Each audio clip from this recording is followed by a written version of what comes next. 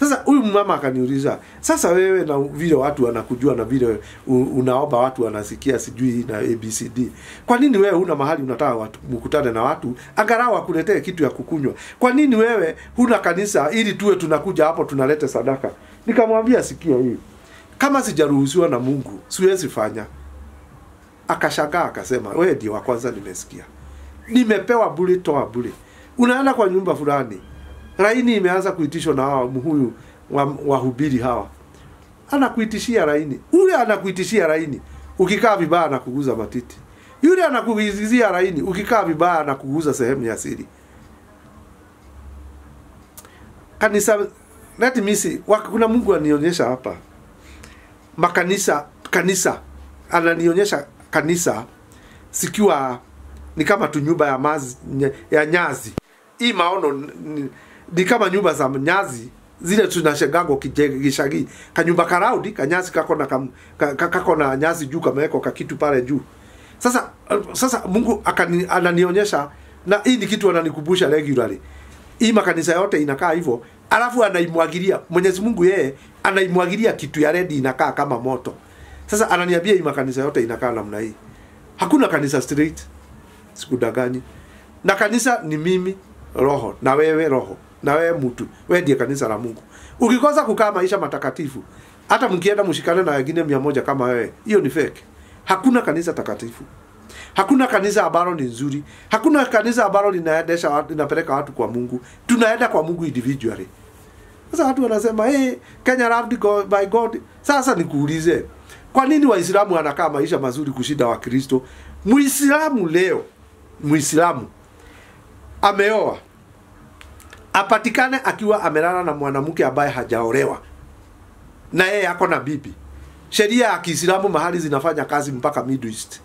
Wewe ambaye uko na bibi ukilala na msichana ambaye hajaolewa, wewe ambaye uko na bibi huwa unashikwa unauawa. Naye huyu msichana juu ni tamaa za mwili, wanajua hana bwana, anapigwa viboko 100 akiwa amefungwa mikono na miguu. Waislamu wanaishi maisha matakatifu na hamjui Kristo. Nyinyi mnaniambia nini? Why do I talk this? Ninaongea hii maana ni ile mambo ambayo inatuhusu. Ukisimama 90% ya Wakristo, they are very corrupt. Na sisemi Uislamu tuende. Waislamu akikwambia sitaki hii, hataki. Akikwambia hiyo sitaki, hataki. Akikwambia hiyo ni kukumfuru, hiyo ni kukosea Mungu, hataki. Sisi hatuna limit. Wewe ni dakika hii tu nione umeanza kufuata kitu kingine hapa. Pesa haiwezi kuja kwa mikono yako na usiishukue na hujui ni nani. Na tunasema sisi ni Wakristo. Nilikuwa ninaongea habari ya makanisa hutu tumejaa.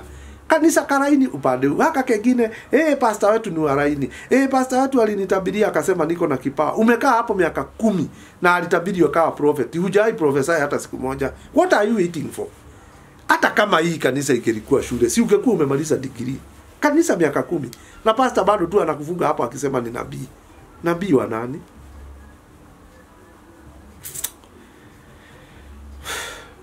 Unajua Mungu anatenda mambo na sisi. Na moso mimi. Na niliwaambia, ukiomba Mungu akuonyeshe utoe pesa kwa platform yangu, do not regret. Kama unaona haina mazao, uliuliza Mungu ni kwa nini. Mimi sijipigii debe na sitaki utoe kabla hujaelezewa. Omba Mungu akwambie utoe. Akikupea unipe, akikwambia unipe. Usiwe na shaka, lazima itabarikiwa. Mimi ninakaa kwa sababu ya mapenzi ya Mwenyezi Mungu. Na do you know, ninaweza chagua kukataa hii kazi Mungu anipige mpaka nikufe. Ninaweza chagua. Nikijua tu nikikataa anipige mpaka nikufe. Hiyo ni decision naweza fanya. Lakini sitaki kuifanya maana ninataka wewe mwingine asaidike. Mtu ananipigia simu akaniambia, "Niko Jordan niombe niokoke." That's my pressure. Ninafurahi wakati watu wengi wanakuja kwa Kristo. Je, wewe ambaye unasema umeokoka, watu wangapi umeleta kwa Kristo? Na nilisema wahubiri, Mwenyezi Mungu anawakodem, anawajudge. Hamtoagi fungu la 10, hamtogagi sadaka ya kujipendea, hamuendagi kuangalia maskini, hamuendagi kuangalia majane, Hamuendangi kuona washirika wenu maisha ambayo wanakaa. Kazi yenu ni kutaka tu kuletewa na nyinyi mnakaa luxurious life. From Monday to Saturday hakuna kitu unafanya. Paka kanisa ikienda kuoshwa uendagi. Watu wakienda practices kwa kwaya hauendi, na wewe ndiye pastor. Kazi yako ni uonekane Sunday asubuhi, uhubiri sermon, pesa ikuje. Monday come. Hauna biashara, kazi ni kulala na kusurura kutoka hoteli moja hadi nyingine. Sijawadharau. You are supposed to know where your mshirika wako anafanya kazi. Unajua yule mpaka wa mwisho kabisa ambaye hata hana viatu mbili anafanya nini. Na unafaa kutoa pesa yako umpe. Nyinyi kazi yenu ni kuigiza. Mnakuwa condemned na Mungu. Hata nyinyi mko na hiyo kazi ya kutoa mali yenu mpe wengine. Ukipewa 10,000 na mtu, toa shilingi 1,000 upe yule aliye juu yako. Umpe fungu la 10. Wakati kunatakikana kwenda kuona watoto maskini, msiseme ati pastor tumpe ile pesa ataenda kupatiana. Anatoa yake. Kama mnampea mshahara, kama ana benefit kazi anafanya, kama anapata pesa kwa hiyo kanisa, hizo anapata. Anaagizwa na maandiko, hata yeye aende aone mjane, aende atoe fungu la 10, aende atoe sadaka ya sadaka, aende aone mtoto wa mahatima, wale ambao wamewashwa bila wazazi, aende aone mgonjwa, aende aone mshirika. Hii nyote mnahesabiwa ni yenu. Na hamfanyi. Nyinyi ni so special. Mnajifanya mnakaa naye Mungu anaona mahali mmejificha. Juu kama leo mimi ni pastor tuseme, nimehubiri Sunday, Monday mpaka Saturday. Kanisa kunaenda practice, I'm supposed to be there if I'm genuine. Kanisa inaenda kufagiliwa, you are supposed to go and supervise what is being done. Kanisa iko na ofisi Wednesday, you are supposed to go there. Na sio kukaa tu ofisi unaletewa akikuona ukipewa tu ukipewa. Hakuna mambo mengine unafaa hata wewe utoke nje. Huyo mtu wako hapo karibu na yeye hata kama sio wa kanisa na unajua ni maskini. It is your duty uende umuone. Niwapigie kelele mseme ninawakosoa ati siendi mbinguni. Mtabaki tu hapa duniani na muende motoni. Na mambo mengine mnaona tu ni kidogo kidogo. Ndio mnasema huwa ninajaji, sio kujaji, na sio ati ninakaa maisha matakatifu. Hata mimi napenda kujua vile mnajua. Na hiyo mnafuatilia. Napenda nini? Washeni tu kanisa ya laini. Unaingia kwa hii kanisa unatoka unaenda kwa hii. Alafu ukiingia kwa kanisa upate iko stagnant, imekaa hapo miaka 10 na washirika ni 2. Tafuta mahali pengine uende. Unakaa kwa kanisa miaka 10 na washirika ni 3. I disagree with that. Lazima kuwe na maendeleo na kunakuwa.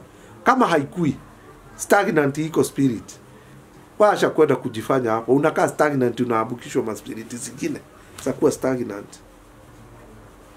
Anyway brethren, Mungu awabariki. Mungu awapende, ninawapenda kwa upendo wa Kristo. Neema ya Mwenyezi Mungu iwe juu yenu. Na brethren, ninawaambia tena, tukae maisha matakatifu. Kama ni wewe ulikuwa umeolewa hapa Kenya, ukaenda Sudani ukapata bwana mwingine, haukuwa umejazwa na Roho Mtakatifu wakati unafanya hizi sarakasi zote. Sasa tulia mahali huko, usimame, waambie Mungu ninataka wokovu, nijaze na Roho Mtakatifu. Roho Mtakatifu akikuja, anavuta yote ya samani. Lakini kwa wale ambao wamejazwa na Roho Mtakatifu na wengi ndio wananisumbua, hamtaingia mbinguni. Wakati umejazwa na Roho Mtakatifu, alafu unafanya dhambi ya kifo. Dhambi ya kifo ni usharati. Hizi zingine zinakaa si dhambi za kifo. Wewe ulikuwa umejazwa na Roho Mtakatifu na unanena in tongues, alafu unatoa nguo hivi, unaingia kwa usharati, for sure hautaingia mbinguni. Sikudanganyi. Hata ukifanya hapi, hata ukiomba uombe mpaka 90 days, hautaingia. Kwani mnataka muambie judgment na nani? Si maandiko inasema tunaangalia mazao ya miti? Sijawahukumu. Kumkashifu Roho Mtakatifu, it is end of quote. Atakayetukana Roho Mtakatifu hata samehewa maisha. Kama kumtukana na kumsegenya vibaya ni makosa, hutasamehewa. Wewe na haya amejaa ndani yako Roho Mtakatifu, utoe nguo uingie hivi kwa anasa ya usharati, in fact hutasamehewa na hutaingia mbinguni. Na ukisamehewa ni sawa tu. Si mnakuanga kwa hizi makanisa mnaambia mambo yote ni mazuri, mambo ni mazuri. Kwa nini mnasikia vibaya wakati ninaambia hutasamehewa ukiwa umekashifu Roho Mtakatifu, hutasamehewa? Wewe unaenda kwa mwingine anaambia si umetubu. Hakuna kutubu kufanya usharati ukiwa na Roho Mtakatifu. No, hakuna. Hiyo ni moto tu. Straight. Semeni Pastor Evangelist Martin anatuhukumu. Sio mimi, ni maandiko. Mungu abariki na atendee vyema. Baba, katika jina la Yesu, pokea sifa, pokea utukufu, pokea shukrani. Hakuna mwingine kama wewe Yesu, ulikufa msalabani ndiposa nipate wokovu. In Jesus name. Bariki mwenye kunisikiza, tembea safari ya wokovu naye, na ni katika jina la Yesu nimeomba hata na kuamini. Amen.